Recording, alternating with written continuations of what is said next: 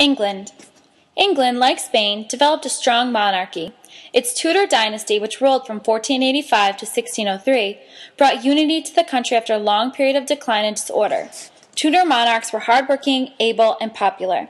They greatly expanded the power and authority of the crown. They were not, however, as absolute in their rule as other European monarchs.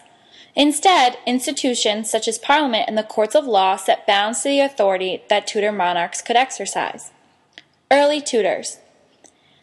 Henry VII, the first Tudor monarch, became king in 1485 after the War of the Roses. He used shrewd maneuvering to disarm his rivals and to increase the prestige of his family. Most of Henry's close advisors came from the gentry and merchant classes. Titles were given to these officials, who formed a new aristocracy dependent on the king. Henry VII helped rebuild England's commercial prosperity. He encouraged the expansion of foreign trade, especially the export of finished woolens to the Netherlands, Germany, and Venice. He promoted the improved collection of taxes as well as careful government spending. In foreign policy, Henry avoided war, using diplomacy and the arrangement of suitable royal marriages to strengthen England's interests abroad. Henry VIII.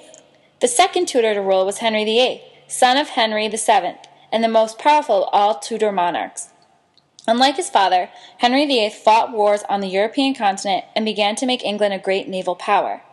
His personal life, however, would have a lasting effect on English history. In his pursuit of a male heir, Henry married 6 times. He worked with Parliament to obtain his personal goals and to break with the Catholic Church.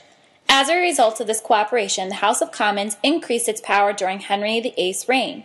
Henry, however, further supported his policies for seizing monastery lands and selling them to wealthy landowners. Edward VI and Mary I. After Henry VIII's death in 1547, England entered a brief period of turmoil. Edward VI, Henry's son and successor, was only 9 years old when he became king. He died in 1553 after a short reign. Protestant nobles then plotted to prevent Edward's Catholic half-sister Mary from becoming queen. The English people, however, supported Mary's claim to the Tudor throne. Mary's Catholic policy soon offended the English. Despite strong opposition, Mary married Philip II of Spain in 1554. The next year, she restored Catholicism and had about 300 Protestants burned at the stake for heresy. At Philip's urging, Mary involved England in a war with France. As a result, England lost the port of Calais, its final foothold on the European continent. Many English people feared that England would be controlled by Spain. Before this fear could be realized, Mary died childless, and the throne then passed to her Protestant half-sister, Elizabeth. Elizabeth I. Elizabeth I became queen in 1558 when she was 25 years old. She was shrewd, highly educated, and had a forceful personality. With a sharp tongue, she asserted her iron will, causing sparks to fly in exchanges with Parliament. Elizabeth, however, used her authority for the common good of her people. On frequent journeys throughout the kingdom, Elizabeth earned the loyalty and confidence of her subjects. During her travels, Elizabeth stayed at the homes of nobles who entertained her with banquets, parades, and dances. Elizabeth's reign was one of England's great cultural periods. Poets and writers praised Elizabeth in their works. The theater flourished under playwrights such as William Shakespeare. During Elizabeth's reign, English was transformed into a language of beauty, grace, vigor, and clarity. Marriage. People fully expected that Elizabeth would marry and that her husband would rule. The common attitude of the time was that only men were fit to rule and that government matters were beyond a woman's ability. Elizabeth, however, was slow in seeking a husband. She had learned from the lesson of her sister Mary to marry a foreign prince would endanger England. At the same time, marrying an Englishman would cause jealousies among the English nobility. In the end, Elizabeth refused to give up her powers as monarch for the sake of marriage. To one of her suitors she stormed, "God's death! My lord, I will have but one mistress, England, and no master." Elizabeth's refusal to marry caused a great deal of speculation as to who would succeed her. Court and government. In matters of government, Elizabeth was assisted by a council of nobles. With her approval, they drafted proclamations, handled foreign relations, and supervised such matters as the administration of justice and the regulation of prices and wages. These advisors were assisted by small staffs of professional but poorly paid bureaucrats. Although Parliament did not have the power to initiate legislation, it could plead, urge, advise, and withhold approval. These powers gave Parliament some influence, especially when it was asked to consider tax laws. The task of enforcing the Queen's law was performed by unpaid, respected community members known as Justices of the Peace. Most justices belonged to the rural land-owning classes. They knew both the law and local conditions. They maintained peace, collected taxes, and kept the government informed of local problems. Their voluntary participation in support of the government was a key to its success. Social and economic policy. Elizabeth believed in the importance of social rank. During the 1500s, English society was led by the Queen and her court. Next were prominent nobles from the great landed families and a middle group of gentry, or lesser nobles, merchants, lawyers, and clergy. This group provided the source of Tudor strength and stability. The lowest social rank was comprised of yeomen, or farmers with small landholdings, and laborers. Government laws and policies closely regulated the lives of the common people. The Statute of Apprentices of 1563 declared work to be a social and moral duty. It required people to live and work where they were born, controlled the movement of labor, fixed wages, and regulated apprenticeships. The Poor Laws of 1597 and 1601 made local areas responsible for their own homeless and unemployed. These laws included means to raise money for charity and to provide work for vagabonds. Elizabeth inherited a monarchy that was badly in debt. Royal revenues, which came from rents of royal land, fines in court cases, and duties on imports, barely covered annual expenses. The Queen, however, spent lavishly on court ceremonies to show the power and dignity of the monarchy. In other matters, she showed the greatest financial restraint, leading many to call her a pinch penny.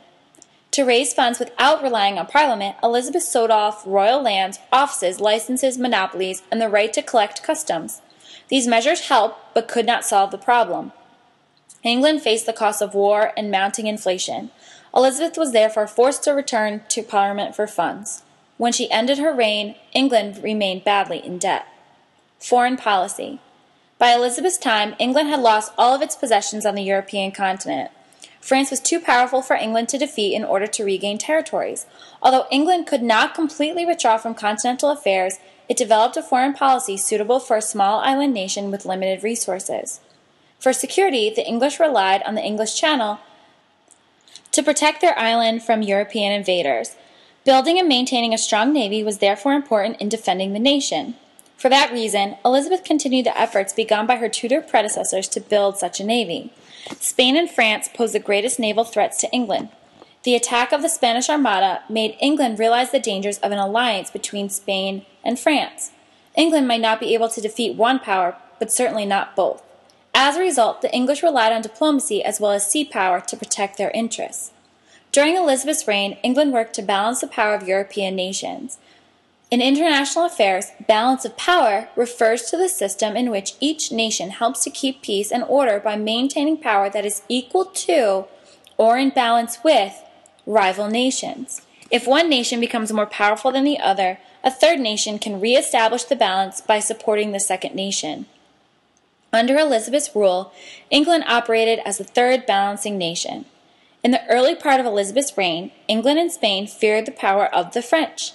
England cooperated with Spain in order to keep France out of the Netherlands. Later, when the Netherlands revolted against Philip II, the English supported the rebels and allied with the weaker power against the stronger one. Scotland was largely Catholic and hostile towards England during the 1550s. Although part of Ireland was under English rule, the rest of the country resisted English armies. To protect English interests, Elizabeth sought to solidify her ties with Scotland and Ireland so they could not be used as bases for Spanish and French attacks on England. In the 1560s, with Elizabeth's help, Scotland became Protestant and an ally of England. Mary Stuart, later known as Mary Queen of Scots, was Elizabeth's cousin. She was forced to abdicate her position as Queen of Scotland in 1567. She later fled to England, where her presence caused controversy. Mary was a Catholic and heir to the English throne. Many English Protestants feared she would try to replace Elizabeth. In 1586, Mary was accused of plotting with English and foreign Catholics against Elizabeth. In 1587, Elizabeth finally agreed to Mary's execution, although she was hesitant to sentence to death another monarch. In the 1590s, England carried out military campaigns in Ireland to conquer the Irish. With Scotland and Ireland allied with England, a period of temporary peace came to the British Isles. Elizabeth died in 1603 at the age of 69. With her death came the end of the Tudor dynasty. King James VI of Scotland, the Protestant son of Mary, Queen of Scots, became the new monarch of England. As James I, He founded the Stuart dynasty and united Scotland and England under a common ruler.